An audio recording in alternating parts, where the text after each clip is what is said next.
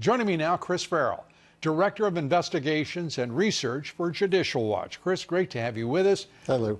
Well, you know, you've been critical, as have I, of the Inspector General as if you will, the locale for this report.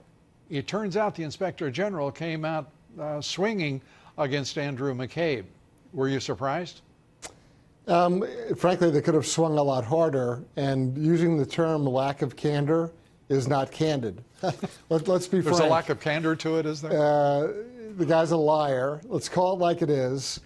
What the report does, how it's useful or beneficial for everyone, is that it now documents the absolute state of meltdown, of crisis in the leadership of the FBI. You've got leaker Comey and lying McCabe, and they've been running the show for how long? How many investigations have they tanked? How many people have they politically targeted? They tried to steer a national election for president. This is a level of corruption that is so insidious and so corrosive. I don't think the FBI recovers from this. And ask yourself, how many other FBI directors have gone out and written tell-all books with their sort of sanctimonious, self-righteous justification of how they leaked about confidential meetings with the president? Any other FBI directors come to mind? No, they don't. This is probably the most serious, tragic corruption of a law enforcement agency of the United States government in our history. And these clowns, they're walking around loose. Well, they should be indicted. Well, I mean, we're not talking about simply corrupt public officials. We need to get to what we're talking about. And that is criminal conduct by public servants, powerful office holders in the Justice Department and in the FBI. Does, you raise the question, the FBI survive all of this? There's a very good argument to be made it should not survive this level of corruption. What are your thoughts? Well, it shouldn't, and I've offered a prescription for how to fix it with respect to the U.S. Marshal Service. But the level of abuse of office, the lying, the manipulation of the media, the controlled selective leaks, we know that the Clinton Foundation investigation was deliberately and willfully shut down in August 2016 over people who said, hey, look, there's something, this is a money laundering operation. It should be exposed. You can't find greater manipulation of the criminal justice system, legal investigations, the courts.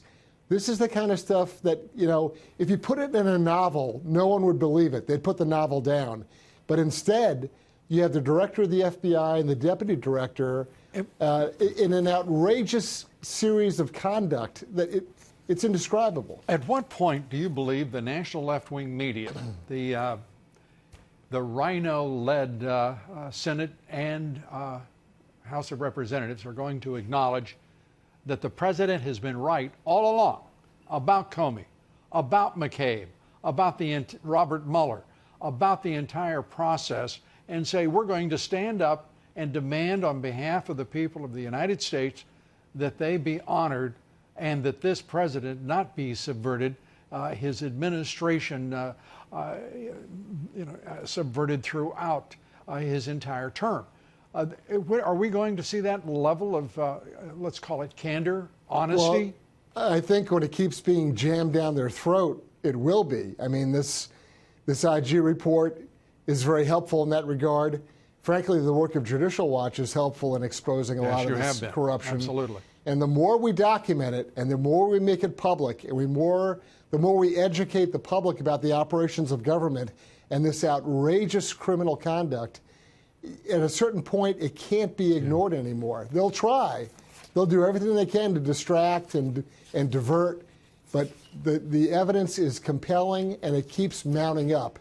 And at some point, even the most blinkered critics or people standing by, even they won't be able to ignore it.